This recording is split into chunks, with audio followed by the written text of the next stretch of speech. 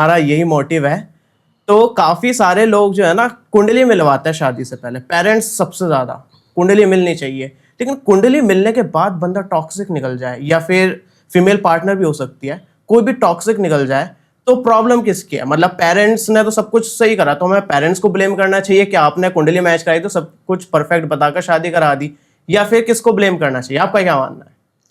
देखिए, पहले बेसिक समझते हैं कुलभूषण इसका। जो हम कुंडली मिलान करते हैं उसमें जैसे गुणों का मिलान किया जाता है, मांगलिक नॉन मांगलिक देखा जाता है, ये चली आ रही है प्रथा।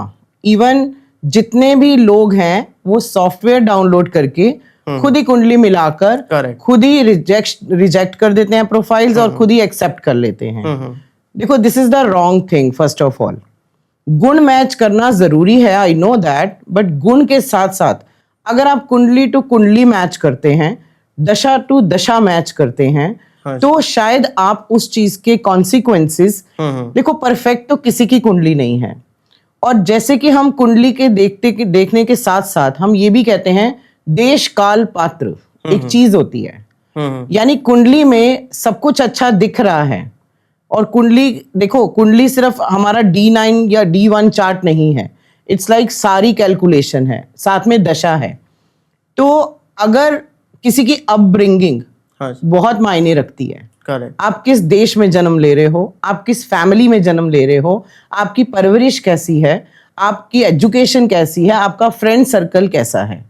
और कभी कभी जो दशाएं होती हैं जो जिसके बेस्ड आपकी रूटीन लाइफ होती है, अगर आप कुंडली मिलान कर रहे हो और आप देख रहे हो कि मैच अच्छा है गुणों के कारण भी और कुंडली टू कुंडली भी, तो कभी कभी कुछ temporary issues, it's like very practical thing कि अगर अरेंज मैरिज हो रही है तो उसमें कुछ ना कुछ चीजें आपको चेंजेस दिखेंगे ही, राइट।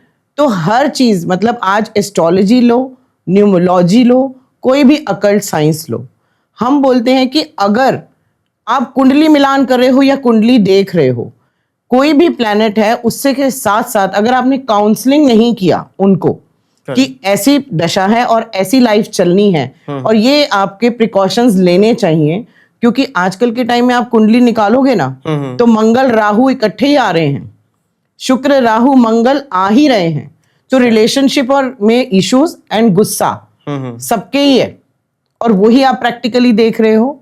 तो देखो, टॉक्सिसिटी की जहां तक बात है जो आपने क्वेश्चन पूछा, टॉक्सिक रिलेशनशिप तभी होगा जब आपका अंडरस्टैंडिंग इशू होगा, या आप लोग एक दूसरे को मतलब रिस्पेक्ट नहीं दोगे, प्यार नहीं दोगे, क्योंकि जो शादी होती है वो सिर्फ लड़का लड़की की नहीं होती है, वो कहते हैं फैमिली टू फैमिली होती है। तो टॉक्सिक रिलेशन मतलब टॉक्सिक सिचुएशन है या टॉक्सिक पर्सन है, वो कुंडली से पक्का पता लगता है। पर लव मैरिजेस में कई बार नहीं देखते, और जैसे तैसे करके गुण मिल गए, सब मिल गया तो चलो कर दो शादी, बाद में पता लगता है वो सपने तो बिखर गए। दिल मिलना चाहिए, शुरू में होता है दिल मिलना चाहिए, कुंडली की क्या जरूरत है। बाकी कोई भी शादी हो, कुंडली मिली भी हो, पर आपको प्रैक्टिकली अप्रोच तो रखनी ही पड़ेगी। आपकी किस्मत आपके कर्मों पे भी डिपेंड होती है। अगर आप में पेशेंस नहीं है, अगर आप में रिस्पेक्ट नहीं है एक दूसरे के लिए, तो आप गुण 30 भी मिला लोगे तो भी टॉक्सिक हो सकता है, और 16 गुण भी होंगे तो शादी बहुत अच्छी चलेगी।